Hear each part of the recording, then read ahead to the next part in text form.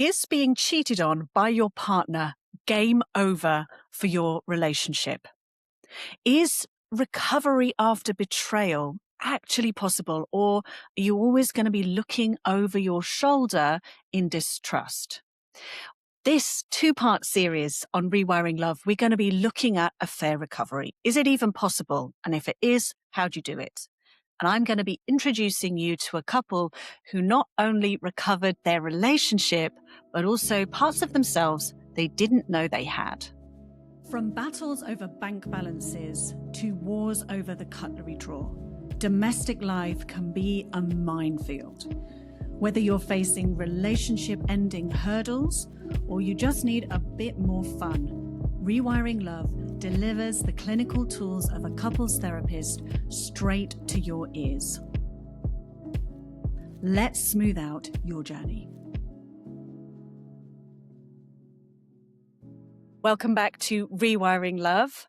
I'm Naomi, and on the podcast today, we're going to be opening up one of the most painful experiences that a couple can go through, that of an affair. If we look at the statistics in the UK at the moment, roughly 1 in 5 people will say that at some point in their lives, they've cheated on their partner. So even if you haven't directly been affected by an affair, then chances are you know someone who has.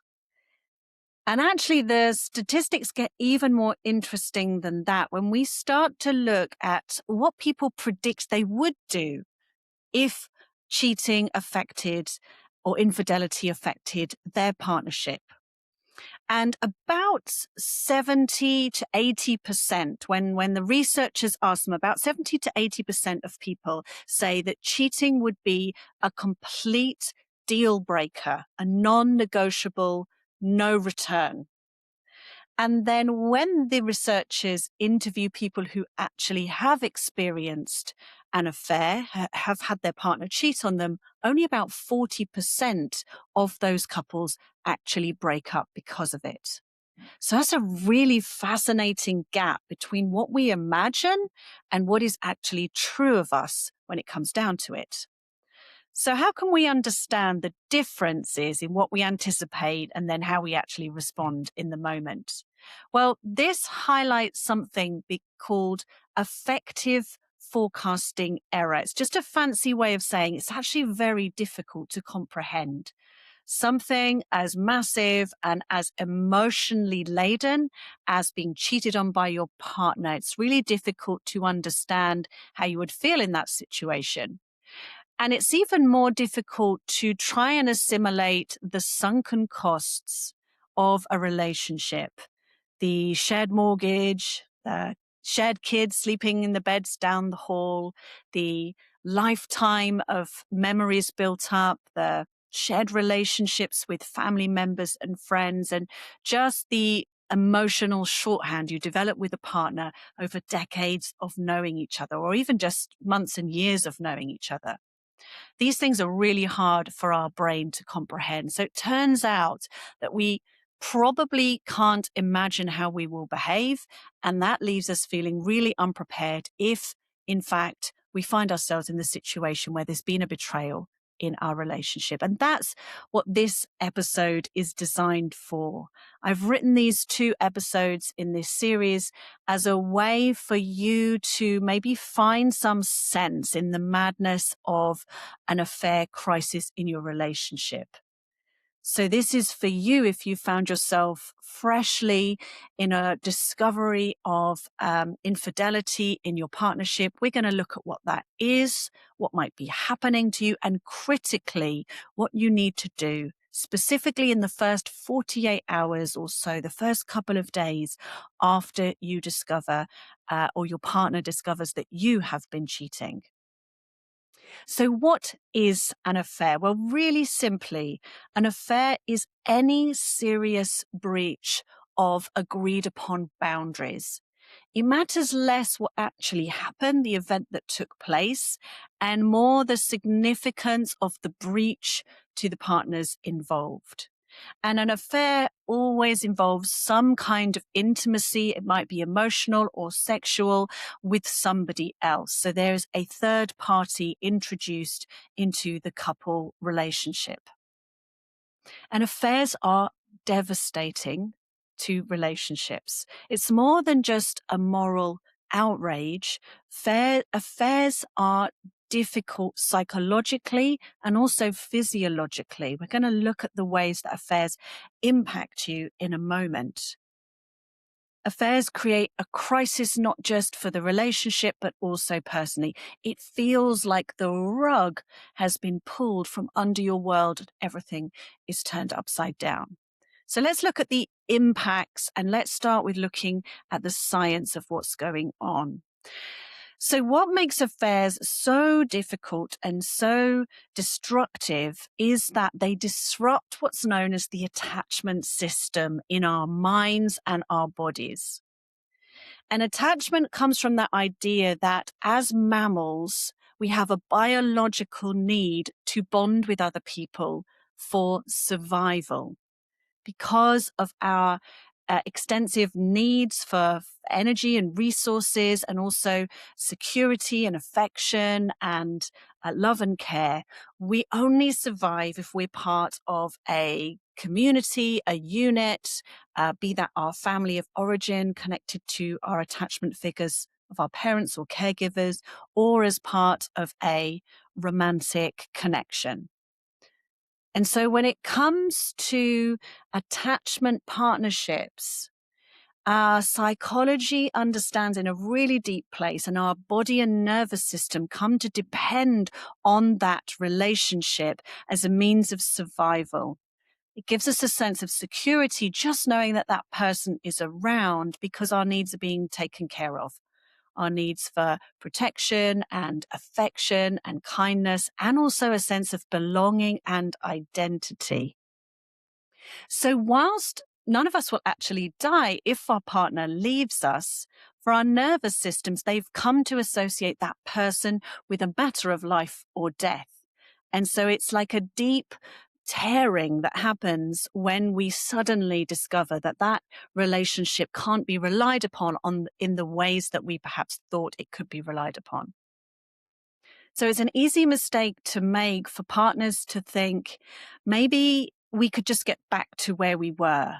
This is just a lapse of judgment. It's a mistake that was made. And if we can just get over this, then things will go back to normal. That's a really naive view of affairs because of the nature of the bond and because of our sensitivity to those attachment relationships. There is no going back after a significant breach of the boundaries in a relationship. If that relationship is to continue, it's because a new foundation has been established rather than just going back to where we were before the affair. So I'm going to talk about how that actually looks for you if you're somebody who really needs to work out whether you want to stay in a relationship after an affair, or whether you're somebody who's cheated on your partner, is wondering if there's any hope for you to stay together, then this episode is going to give you vital insight into the steps that you can actually take. So let's start breaking it down then into the different ways that affairs or infidelity will have impacted you both as the injured party, i.e. the one who's been cheated on, and also as the injuring partner, the one who has strayed with somebody else. So let's look at this in three ways. First, I want to look at the psychological impacts of an affair. I've already started to talk about this in terms of attachment. But what happens for somebody if their partner cheats on them is that their sense of continuity is broken. The shattering of reality creates a profound sense of insecurity in the wake of an affair. That sense of what I think is true is actually what's true is no longer stable and no longer can be trusted. And it can't be overstated that this is a profound change and alteration that happens in the mind and body of somebody who's been cheated on by their partner. And it can create this kind of crisis of self-trust where I don't know if I can trust my judgment because I thought everything was okay and actually it wasn't. I believed that my partner loved me when all the time they were doing things that were profoundly unloving. And that discontinuity of reality is a deep psychological wound in an affair. Secondly, relationally. Well, obviously life is thrown into chaos. There are very few areas of a relationship that are not impacted with a significant breach of agreements. And triggers tend to be everywhere in those initial first few hours or days or weeks after the discovery of an affair.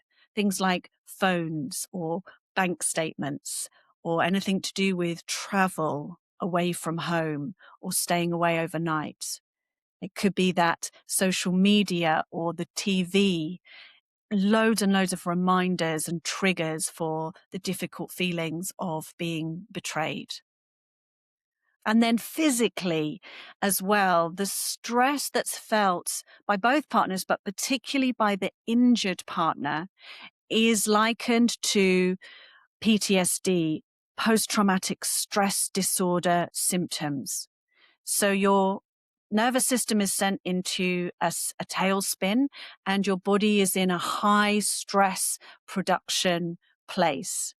And cortisol and adrenaline, the hormones that your body produces to counteract stress, have a real detrimental effect on your cells and also on your immunity. So your body undergoes a lot of wear and tear in that aftermath of an affair. And then the symptoms that can arise, so deep disturbances to sleep and maybe eating as well, nightmares, flashbacks, intrusive thoughts, sudden emotional swings or outbursts of rage and or upset. It really is a roller coaster experience. And I'm going to talk to you about one couple that I worked with that found themselves with the discovery of an affair and what it was like for them and how we stabilized them and their lives as a couple in those first few hours after the affair discovery. And you don't need me to tell you that if this is you, if you find yourself in this place, then life is really tough for you right now. And you probably need all of your resources just to find some focus and some clarity and a sense of grounding or normal life again. And it would be a really good idea for you to call on all of your support to help you to get through that. And typically that looks like finding some professional support, because when an affair hits, then it's really difficult to find somebody who's not already invested in your life, in a friend or a family member, that is a neutral, safe person to talk to. Those statistics that I mentioned earlier about those people who perceive that their relationship will end and then actually in the situation of infidelity find that they want to repair the relationship. That statistic of 60% goes up to 75% when you research couples who've had professional support. So I really recommend that you have somebody in your corner, ideally a couples therapist who can journey with both of you and support you through the transition if you are wanting to continue on after an affair has happened. What many couples don't realize is that rather than the emotional or sexual part of the affair, the most damaging bit is that vital information has been withheld from a partner. Vital information being things that if had been known at the time would have changed everything, was withheld from a partner. And this lack of agency that somebody experiences when their partner cheats and deceives them is a really critical part of the picture. And it's why we're very careful in how we set up a couple for affair recovery to make sure that the control is with the partner that's been injured. They had no choice over what happened to them. And so their power should be given back to them to restore trust, to set the pace and the conditions of the recovery so that they have that sense of agency over their lives, control over their lives. That's just really fundamental to being able to function as a human being. They have that restored. So that's probably a key piece for you to know. If you're somebody who has been thrust against your will into a situation where your relationship's been torn apart by infidelity or affair, you need to be put back into the driving seat so that the conditions of the recovery are all on your say-so, and your sense of being able to determine your life again is starting to get restored.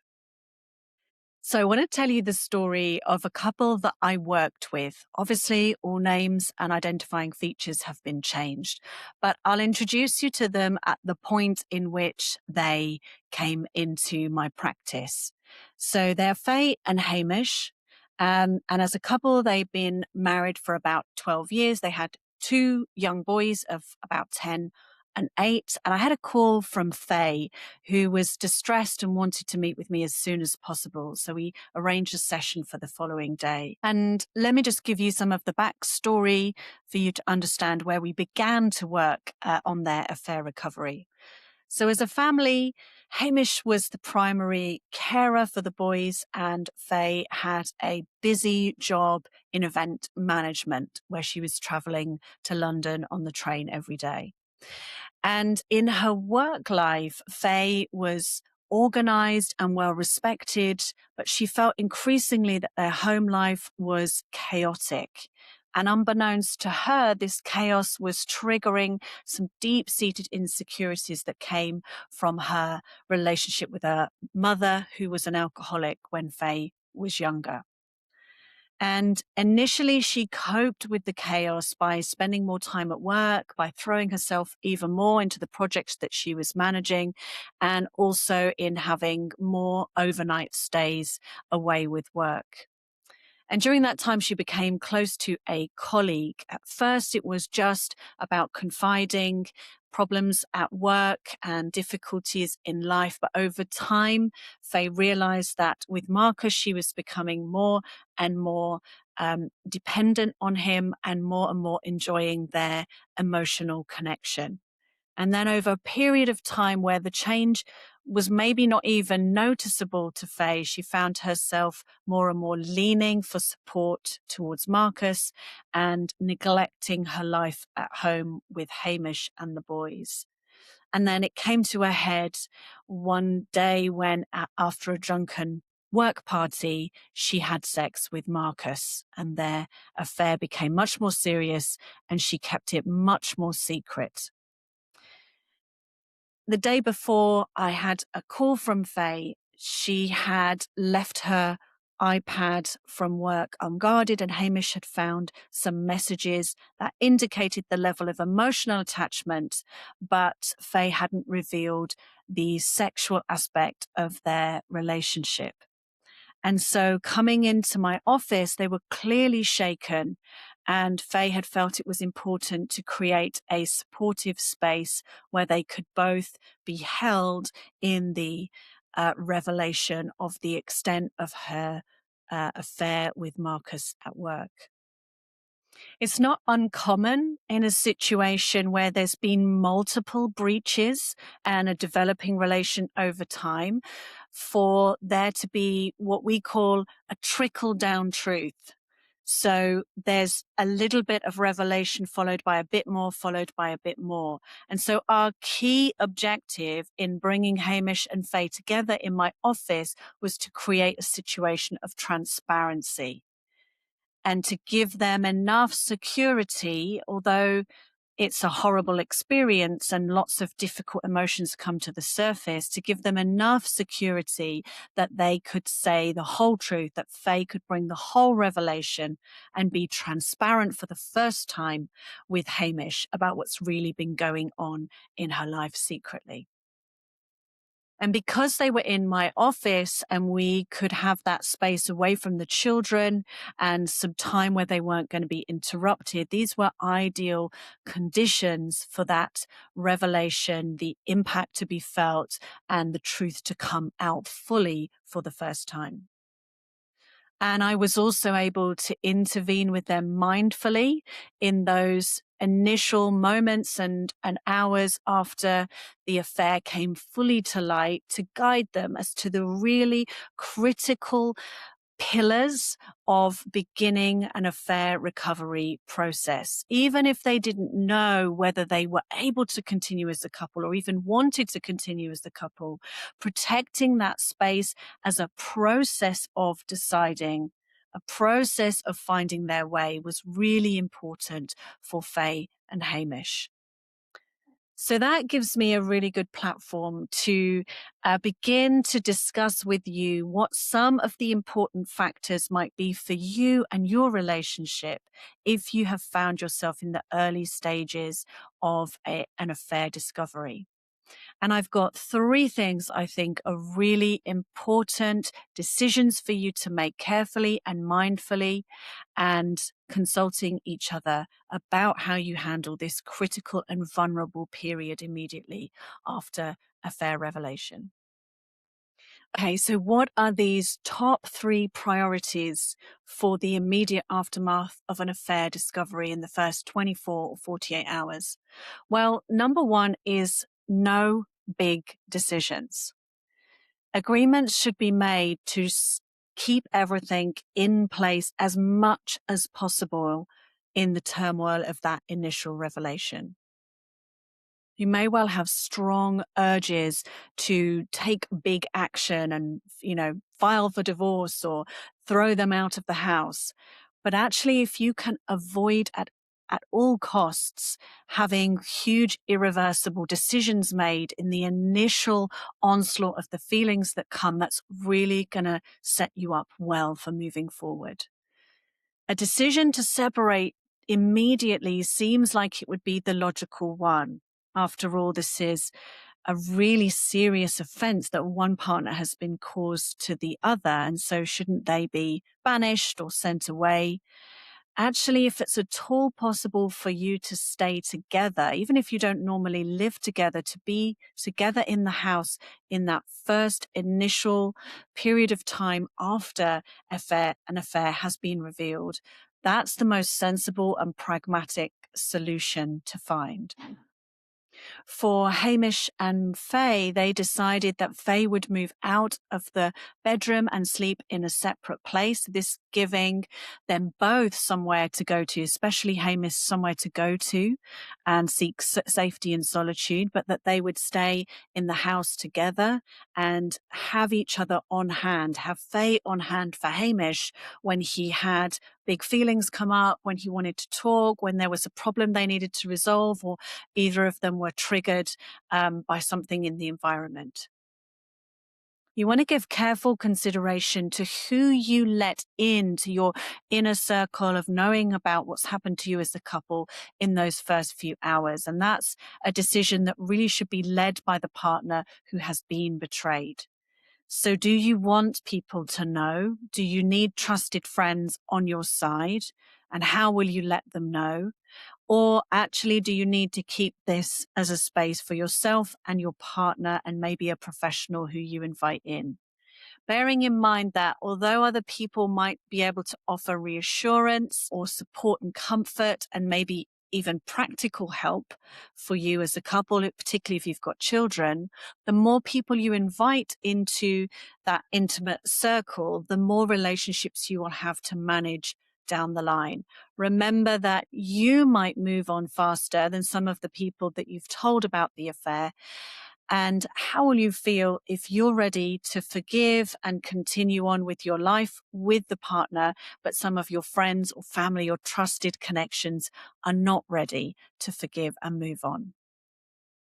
The second big point of decision is how you create emotional stability around you. So I like to think of a couple cocooning themselves in a place that's the most comfortable and the safest psychologically for them. So can you clear your diary? Can you call in sick to work? Can you phone up grandma and ask if she'll take the children, if you've got children? Giving maybe as minimal details about what's happened and the crisis that you're facing as possible. This just gives you both as long as possible to handle this together before other people are invited into that space of the cocoon. Buy yourself time. This is really critical. Can you clear your diary, lock down your phone, shut the doors, just give yourself space and time to feel whatever you need to feel, to be however you need to be, and to say the words that are going to matter most in those first few hours.